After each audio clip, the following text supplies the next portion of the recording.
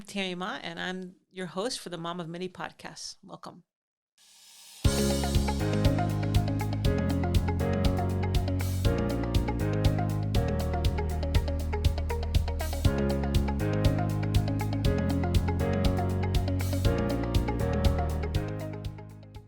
Today, we're going to be talking about, I guess, non negotiables in parenting.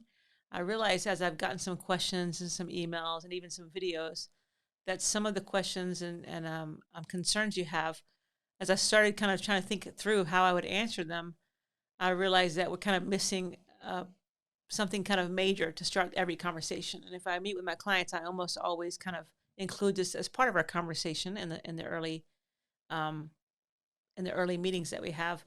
And this is kind of the idea, like I've talked about before about having a blueprint and having a plan and having a foundation and a framework. I guess I might call this a framework, just having non-negotiables for your family. And so as I began thinking, people would ask me different questions like, how do I do this? And how do I do that? And what if my child is doing this? And what if my child is doing that? How can I prevent this? How can I help this? And they're all like really good, thoughtful questions. But I realized that in order to answer them a little more clearly, I thought I would start with kind of giving us an idea of a framework. And so if I were going to title this podcast, I might title it something like um, "In This Family," and then parentheses non-negotiables for parenting or something like that. But who knows? I might change it before it comes out.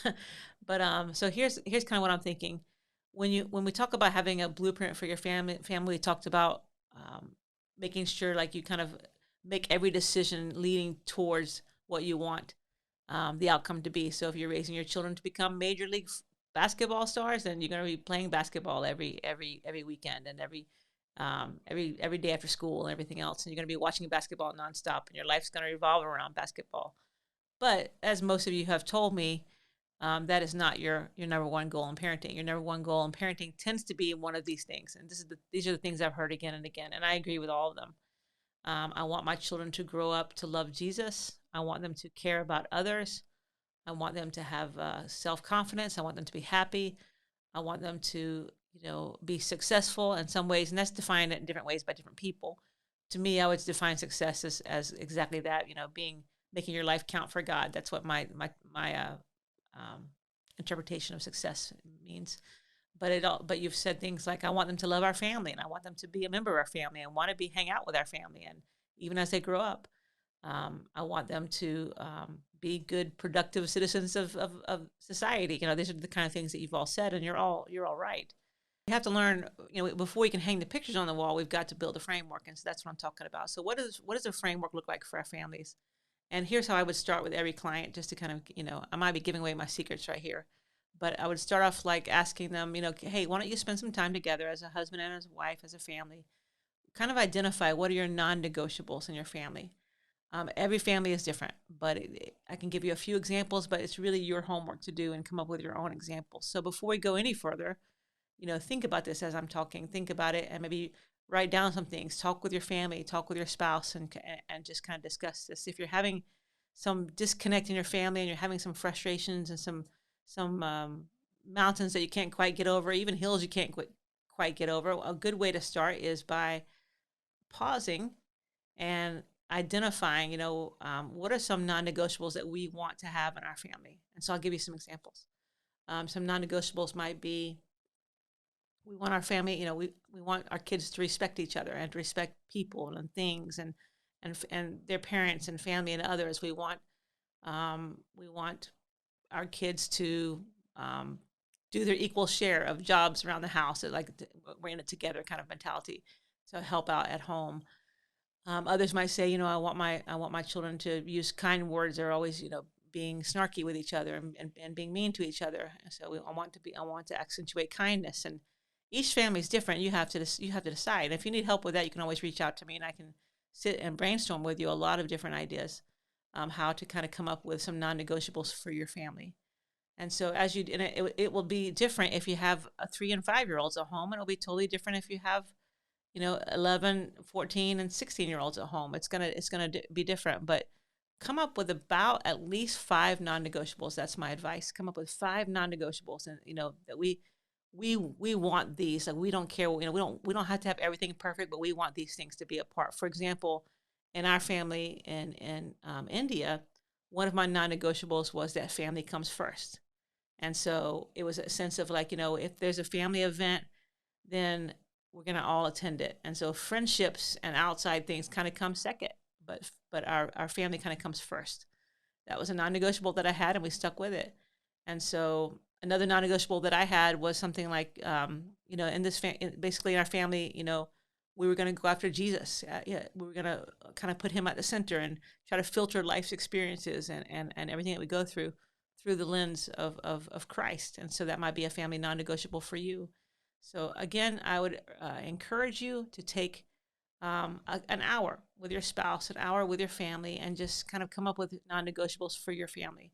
Obviously, if you have little kids, it's something you guys might do alone. If you're a single mom and you might be having to do it alone, you might lean into other parents and get their advice and whatever it might be. But just kind of come up with your non-negotiables. That's your first step. So, and that's building a framework. And the second step of doing that is communicating these non-negotiables to your family.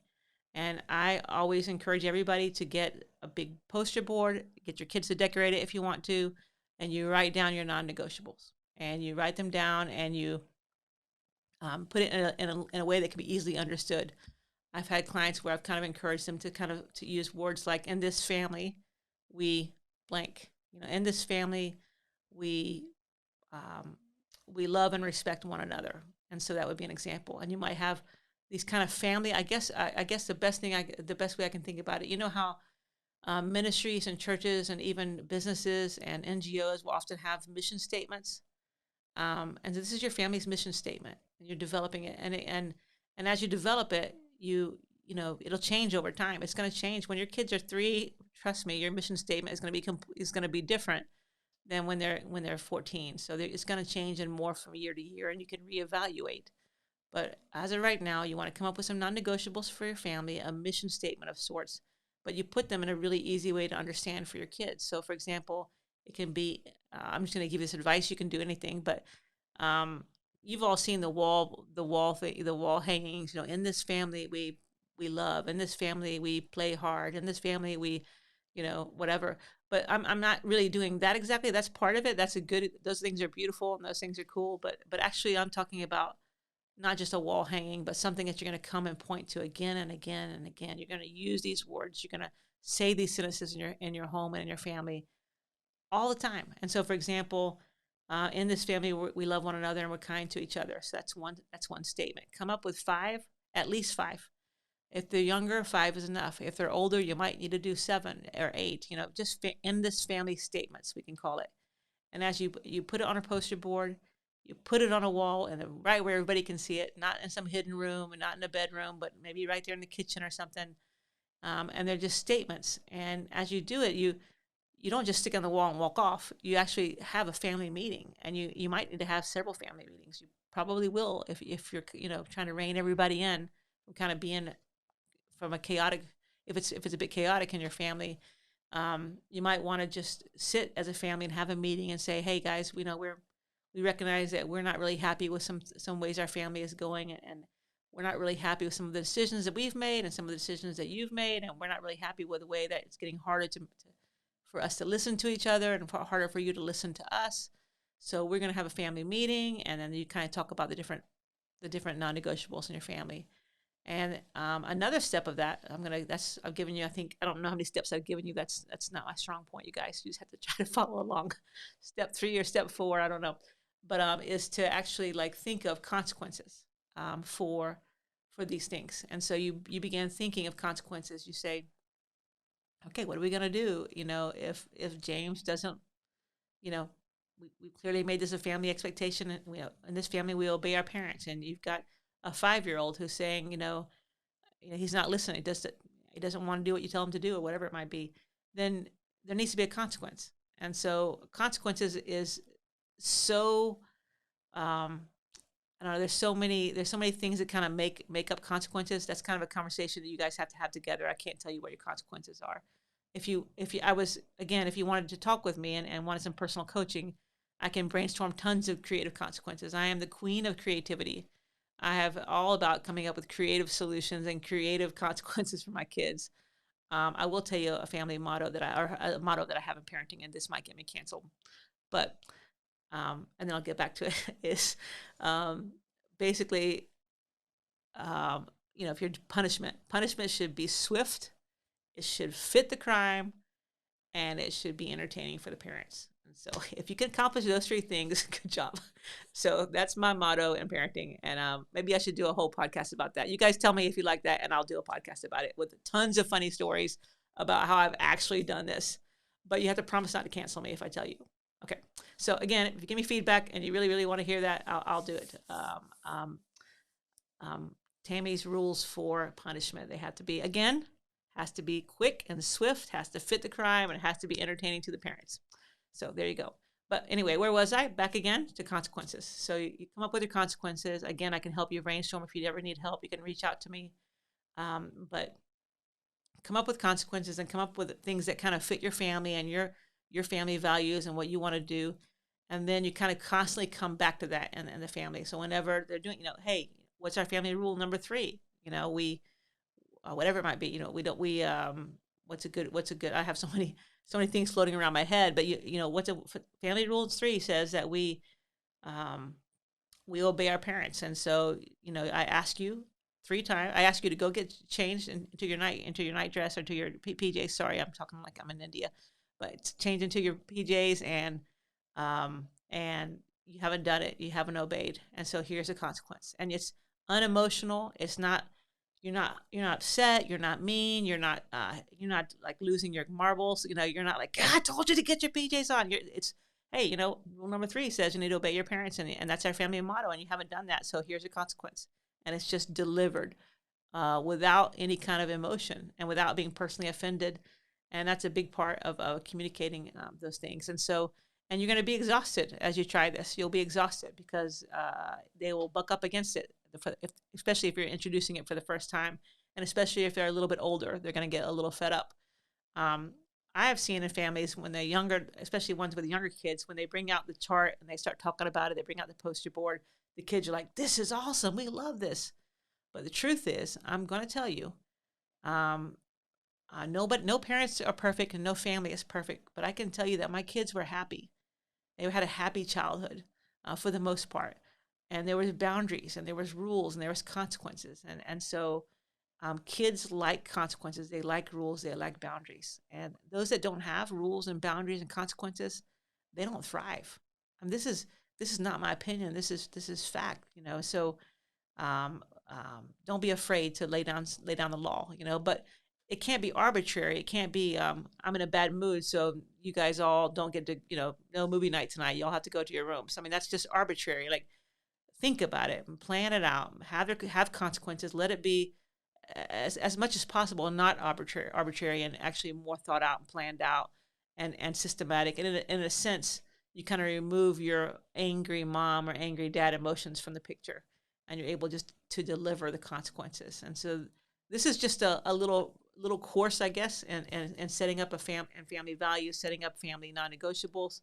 There's a lot more details to it, but if you wanted to start even this week with your own family, I would encourage you to do it. It's got to include a family mission statement, non-negotiables communicated clearly where kids can understand, consequences clearly laid out, and it has to be pointed back to it, and then laid on the wall, put on the wall where everybody can see, and then the consequences are actually followed. You actually follow through. You keep referring back to it.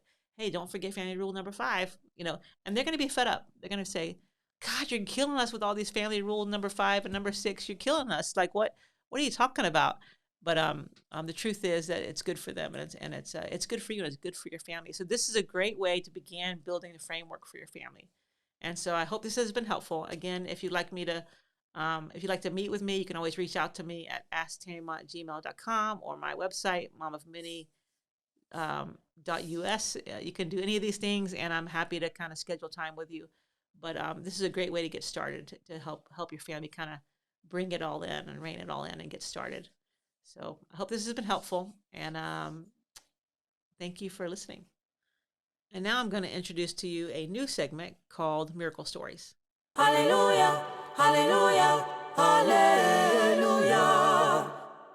We've had a lot of miracles happen over the past 23 years in India. And one of the miracles that I loved early on has always just been a funny one to tell. It's probably one of my favorite ones to tell because, because it was just so sweet and so powerful the way that God moved. So, in a nutshell, it was our very first Christmas, and it was um, a time of celebration. And our kids had never seen Christmas, had never experienced Christmas. Had some friends visiting me at the time, and they said they came up to me. One of my older boys came up to me. He was probably 10 or 11 years old, and the youngest ones were probably 2, 3, 4, 5. And so they came up to me as a group, and they came up to me and the other people that were with me, and they said, "We want crackers. It's Christmas. This was Christmas Eve, the night before Christmas, and it was 9 o'clock in the morning, Christmas Eve day, and it was 9 o'clock in the morning."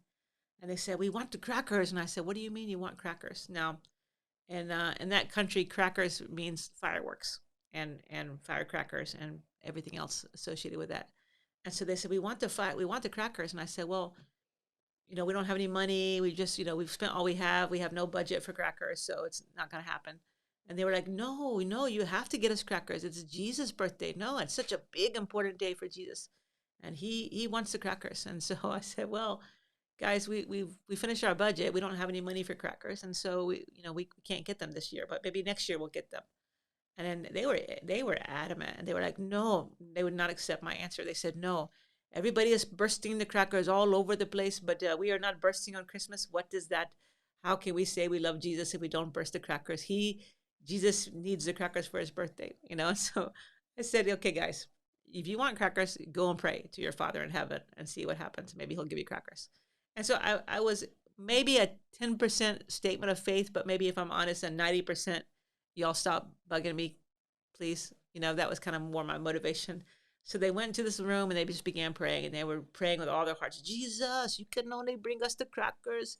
Yesupa." Yesupa means God, Jesus Father. And "Yesupa, you can only bring us the crackers. Well, it is they're speaking in Tamil, they're speaking in English, and you can only bring us the crackers, and it is your heart, it is your birthday. You need the crackers. It's your birthday, so you do something, God." And they just began, praying they prayed for a good 5 minutes, just the most sweet, um, um, faith filled, passionate prayer for crackers that the world has ever seen. I promise you that. And so, as they were praying, they finished and they went outside and played.